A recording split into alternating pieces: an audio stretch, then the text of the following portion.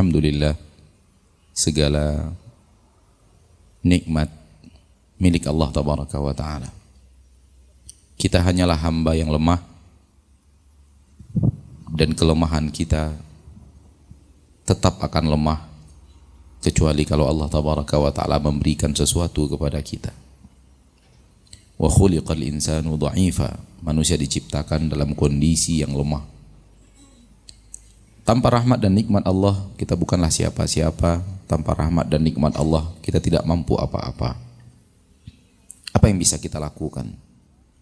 Kalau bukan karena Allah telah memberikan kepada kita nikmat puluhan tahun mata, puluhan tahun telinga, pendengaran, puluhan tahun lisan, puluhan tahun kaki dan tangan, puluhan tahun makanan dan minuman, puluhan tahun oksigen, dan yang lainnya. Tak bisa kita sebutkan satu persatu. Puluhan tahun jantung, puluhan tahun paru-paru, pankreas, darah, tulang, dan yang lainnya. Allah berfirman, wa fi anfusikum afala tubsirun. Di dalam dirimu wahai manusia terdapat tanda-tanda kekuasaan, terdapat tanda-tanda kebesaran ilahi. Afala tubsirun, tidakkah kamu melihatnya? Di dalam surat Al-Balad Allah berfirman, alam naj'al lahu 'ainain wa lisanan wa syafatain. Tidakkah kami telah menciptakan kepada manusia untuk manusia itu ainain, kedua mata, wa lisanan wa syafatain, kami ciptakan untuknya satu lisan dan dua bibir. Imam Sufyan Ats-Tsauri berkata, pernahkah suatu hari dalam hidupmu engkau sujud syukur kepada Allah atas nikmat mata yang Allah berikan kepadamu? Pernahkah suatu hari engkau sujud syukur kepada Allah atas nikmat lisan yang Allah berikan kepadamu? Maka seorang hamba yang sadar bahwa dia hidup penuh dengan ketergantungan kepada rahmat dan nikmat Allah, dan tidak ada rahmat dan nikmat yang murni miliknya, merekalah yang bisa menghambakan dirinya kepada Allah. Yang sadar bahwa dia ketergantungan 100% kepada Allah, tidak akan berani menentang apa yang Allah katakan. Lihatlah ayat-ayat Allah. Kenapa Allah sering berbicara di dalam Al-Quran, mengatakan di dalam Al-Quran, lillahi ma fis samawati wa ma fil ard.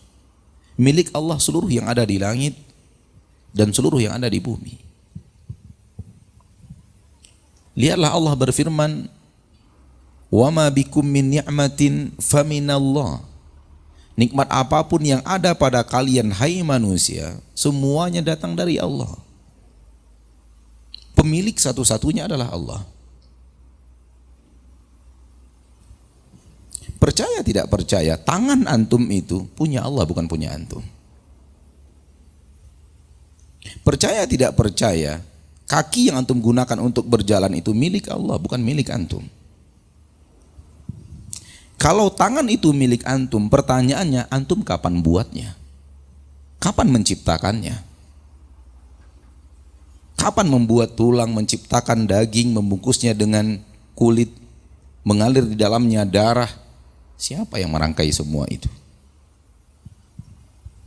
Laqad khalaqnal insana fi ahsani taqwim.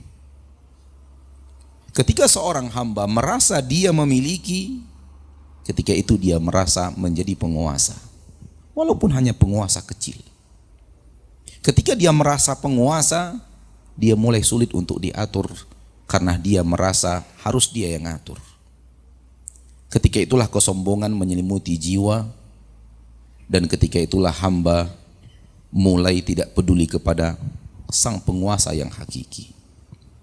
Berbeda dengan seorang hamba yang yakin 100% apapun yang dia miliki, apapun yang dia punya, bukan dia pemiliknya, akan tapi anugerah Allah kepadanya, dia tetap akan katakan kepada Allah, sang pemilik anugerah, sami'na wa ata'na. Dan inilah yang harus kita jadikan sebagai landasan dan dasar berpijak kita hidup di permukaan bumi. Apapun yang Allah katakan, apapun yang Rasulullah katakan, sami'na wa ata'na. Walau kita tidak faham, belum faham. Kalau sudah Allah yang berbicara, kalau sudah Rasul yang berbicara, tidak mungkin salah. Dan ini pondasi akidah yang harus kita berpijak di atasnya. Kalau bertabrakan sesuatu yang Allah katakan dengan sesuatu yang kita fikirkan dan logika berfikir kita, yang pasti salah itu logika berfikir kita, bukan firman Allah dan sabda Rasulullah SAW. Hai manusia yang selalu mengedepankan logika dan selalu mengedepankan cara berfikir, yang selalu mengedepankan kecerdasan, Allah tidak pernah menciptakan kecerdasanmu untuk menentangnya. Allah tidak pernah menciptakan akalmu untuk menentang ayat-ayatnya dan menentang hadis Rasulnya Muhammad sallallahu alaihi wasallam.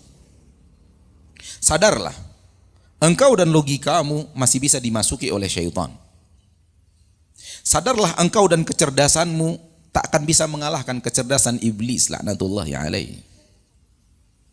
Berapa pengalaman hidupmu dibanding pengalaman hidup iblis? Oleh karena itu manusia dengan kecerdasannya tidak mungkin selamat kalau tidak kecerdasan itu harus benar-benar mengekor di bawah keterangan ayat-ayat Allah tabaraka wa ta'ala dan di bawah keterangan hadis-hadis Rasulullah sallallahu alaihi wasallam. Al-Qur'anul Karim sumber akidah. Allah berfirman tentang Al-Qur'anul Karim, la ya'tihil batilu min baini yadai wala min khalfih tanzilun min hakimin hamid.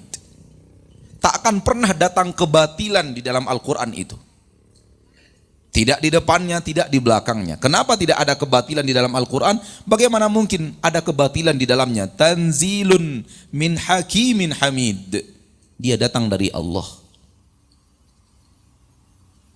Maka Al-Quran dengan seluruh keterangan-keterangan yang wajib untuk kita yakini, wahyu yang turun kepada Nabi kita tercinta, berbentuk sunnah yang wajib untuk kita imani, itu tidak ada kebatilan di dalamnya. Dipelihara oleh Allah daripada gangguan iblis, syaitan, dan seluruh orang-orang yang ingin merusaknya. Akan tetapi pemahaman kita tidak ada jaminan penjagaan. Maka akidah seorang mukmin bahwa dia lebih mendahulukan firman Allah dibanding logikanya. Dia lebih mengedepankan sabda Rasulullah SAW dibanding logikanya, kecerdasannya, pendidikannya, pengalaman hidupnya. Kenapa? Karena keimanan yang kuat di dalam dada bahwa Allah dan Rasulnya mustahil salah. Dan saya dan kecerdasan saya dan logika saya masih sangat mungkin salah. Maka apa yang sangat mungkin salah harus dikembalikan kepada apa yang mustahil salah. Jangan sebaliknya, bahwa apa yang mustahil salah harus mengekor kepada apa yang kemungkinan salah.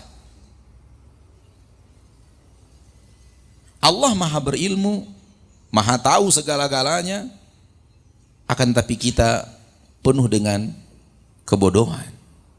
Dan bagaimana mungkin ilmu kita, logika kita dengan kebodohan yang ada, itu yang kemudian menjadi hakim, penentu benar dan tidak benarnya apa yang Allah katakan di dalam Al-Quran dan apa yang yang dikatakan Rasulullah SAW di dalam hadis. Itu mustahil sama sekali. Tak mungkin bagi orang-orang yang logika berfikirnya lurus, apalagi orang yang beriman kepada Allah dan Rasulnya.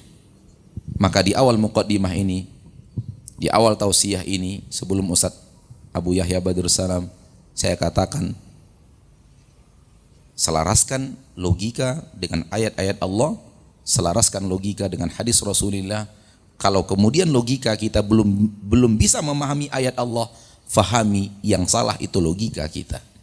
Pergilah kepada ahli ilmu, tanyakan kepada orang-orang yang mengerti, fas'alu ahla dzikri in kuntum la ta'lamun, agar mereka bisa menerangkan kepada Anda akidah yang benar yang bisa Anda terima dengan logika Anda.